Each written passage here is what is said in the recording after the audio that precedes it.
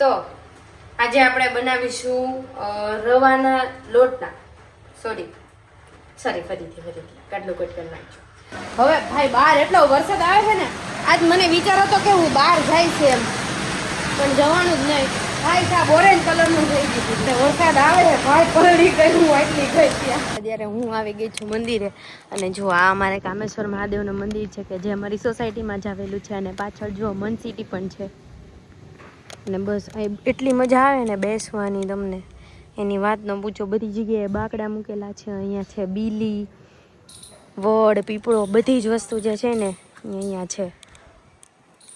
જો મસ્ત છે. અને જો મારો દોસ્તારે આવી, આ ગલી અમારી ઘરે છે ને દરરોજ આવે. બસ અહીંયા તુલસી જો કેટલું મસ્ત છે, મજા આવે. અને અહીંયા પતરાય છે એટલે વરસાદ આવે ને તો તમે ન્યાય બેસી શકો. હવન કે એવું જ્યારે કાંઈ કરવાનું હોય ત્યારે.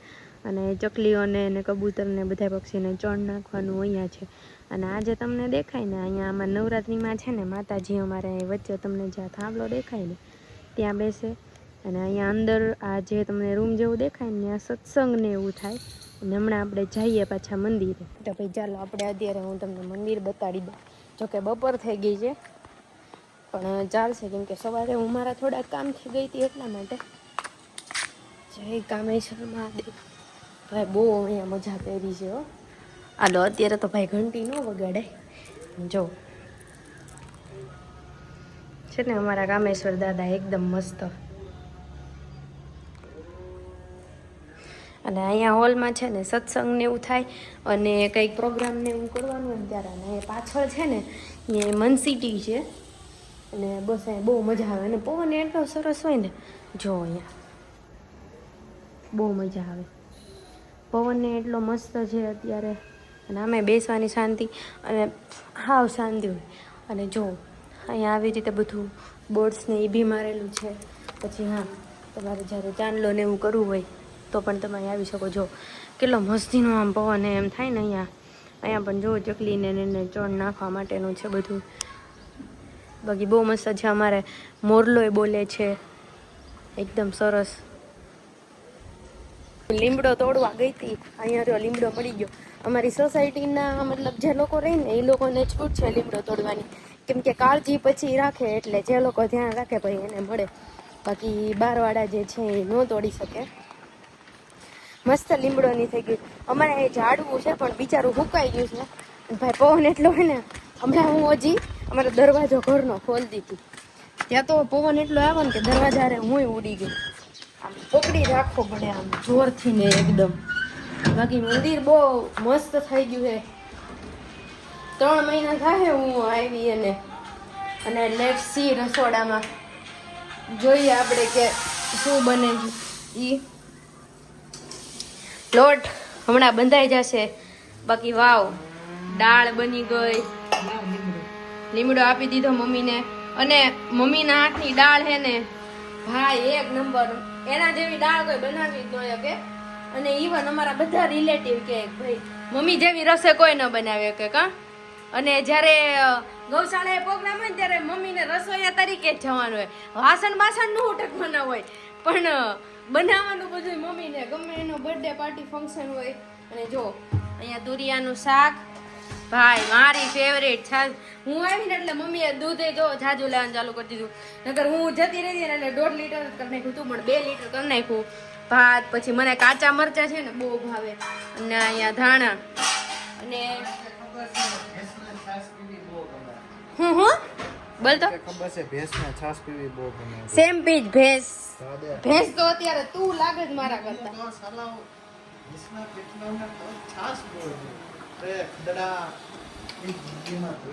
અને મમ્મી કોણ ઓલું કરે હે. તો ચલો આપણે હવે મારી કીટ જોઈએ આજે હું શું લાવી છું. આ કીટ તમને દેખાતી હશે. લેટ્સ સી એમાં શું છે. હવે એક અત્તર હતું ને મારા ભાઈ પાસે છે, બરાબર, અને એક મારી પાસે અત્યારે મેં રાખ્યું છે. તો માય મોસ્ટ ફેવરેટ બેલા વિટાનો પરફ્યુમ. જો ભાઈ અત્યારે મારે અહીંયા આવું હતું ને એટલે હું થોડુંક જ સ્કિન કેર લઈને આવી છું, બહુ એટલું બધું નથી લઈને આવી. તો અહીંયા રહ્યો મારો બેલા વિટાનો. ભાઈ આની સ્મેલ આવે છે કોઈ વાત ન પૂછો, એટલી મસ્ત એની સ્મેલ છે. ત્યાર પછી મારું પંજવાણીનું ફેવરેટ અત્તર સોરી પણ એની રિંગ જે છે એ તૂટી ગઈ છે. પણ એની રિંગમાં ખબર નહીં, ઓવરઓલ એની પરફ્યુમ બહુ મતલબ એની સ્મેલ બહુ સારી હોય, બટ બોટલમાં જે આ રિંગ આવે છે ને યલો કલરની, એ તો તૂટી જ જાય છે. અને નેક્સ્ટ ભાઈ અંડરઆર્મ રોલ ઓન કેમિસ્ટ્રેટ બ્રેન્ડનું ઓલરેડી મારી આ સેકન્ડ બોટલ છે. આ પૂરી થશે એટલે હું થર્ડ બોટલ પાછી રિસ્ટોક કરીશ, કેમ કે તમારા અંડરઆર્મ્સમાં જે પિગમેન્ટેશન હોય ને એ પિગમેન્ટેશનને રિમૂવ કરવાનું કામ આ કરે છે. The third one product is, ભાઈ મારે સનસ્ક્રીન મોટું નહોતું લાવવું એટલે 2 મારા મિની પોકેટ ફ્રેન્ડલી સનસ્ક્રીન છે જે હું લાવી છું. એક અત્યારે સામે છે મારા ડ્રેસિંગ ટેબલ ઉપર, અને આ મોઇશ્ચરાઇઝર, કેમ કે આ અમરેલીનું વાતાવરણ જે છે ને એ સૂકું વાતાવરણ છે અને સુરતનું વાતાવરણ છે ને એ ભેજવાળું વાતાવરણ છે. એટલે મને વિચાર આવ્યો તો મેં ફક્સેલનું જે છે એ ઓલ બેલેન્સિંગ મોઇશ્ચરાઇઝર લઈ લીધું હતું સાથે. મેં કીધું કદાચ જરૂર પડશે તો. ત્યાર પછી લેક્સી આપણે જોઈએ. હા, અને સનસ્ક્રીન ઇઝ મસ્ટ, બરાબર.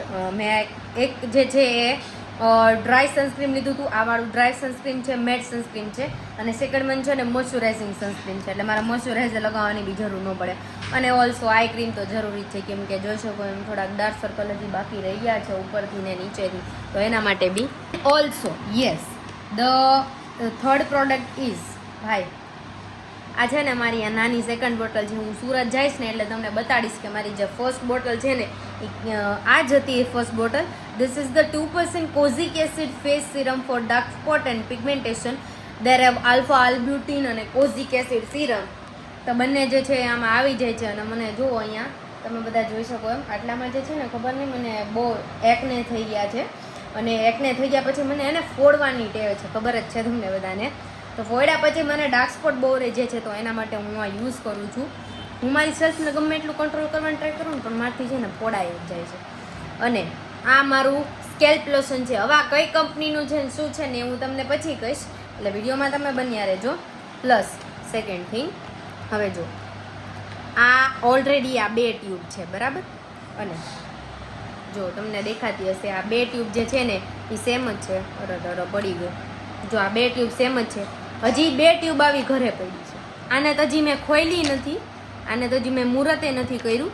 પણ જો આ જે છે ને એ સ્કાર્સ માટેની ક્રીમ છે, હું તમને આપી દઈશ પછી ઇનકેસ અગર કોઈને પિગમેન્ટેશન ને હોય તો તમે ટ્રાય કરી શકો છો. તો ભાઈ આ ટ્યુબ માટે છે ને લિટરલી હું ગાંડી છું. અને તમે એક વખત આલુ પૂરી ખાઓ ને એટલા માટે ટ્યુબ આવી જાય, એટલી અફોર્ડેબલ એ છે.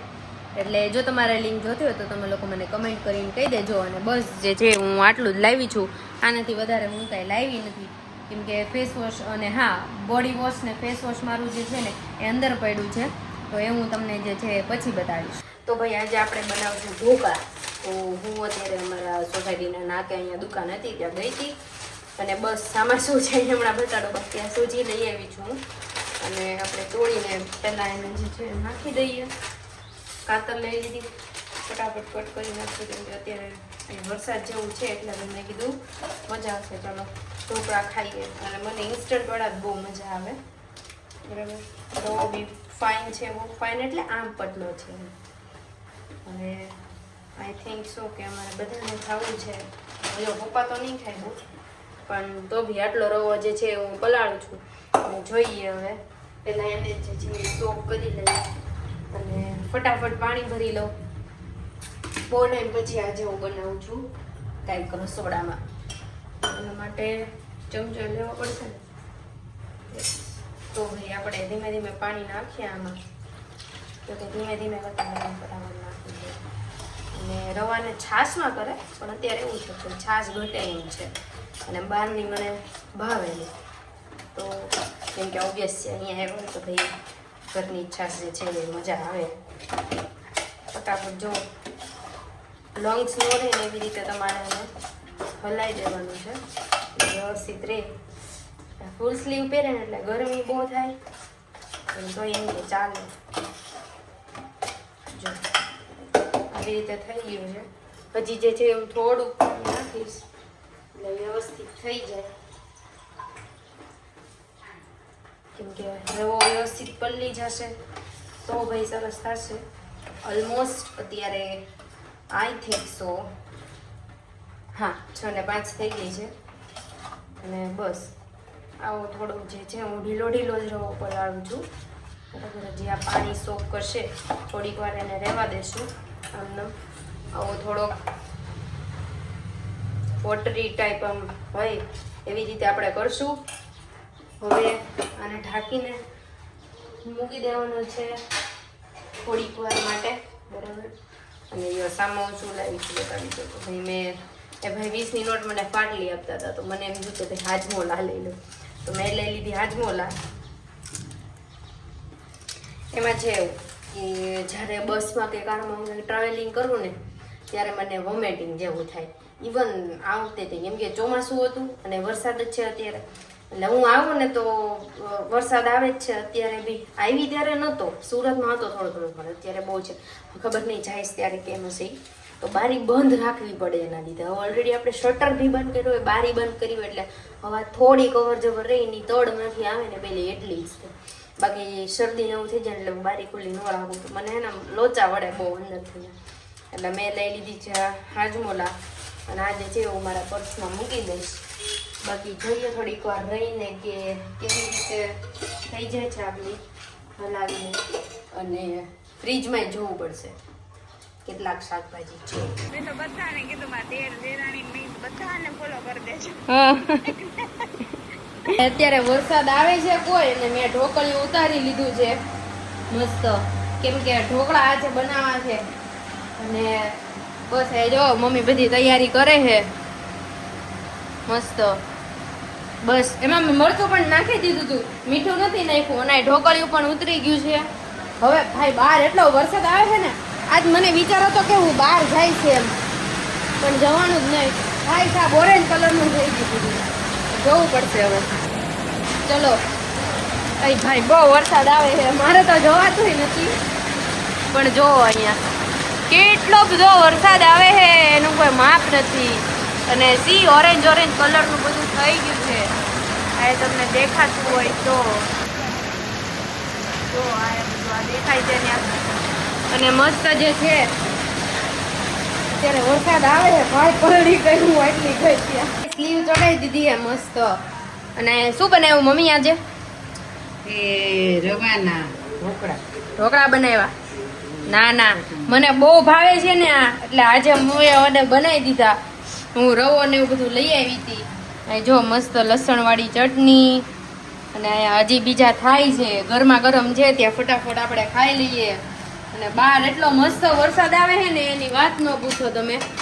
અને મને કાલ બહાર જવું છે કામથી ને, પણ વિચાર આવે છે આટલો વરસાદ છે, ગાડી છે, છતાંય કેમ જાશું એમ. તમે આગળ જોયું એમ વરસાદ બહુ બધો છે, ઊભું રહેવાનું નામ નથી લેતો. સવારે વાતાવરણ હાવ ઢબ હતું, અત્યારે ખબર નહીં શું થઈ ગયું. તો ચાલુ એટલો છે ને, અને પવન એટલો છે એટલે ત્રાસો વરસાદ આવે. પડ્યું તો ભાઈ આખું બદલી.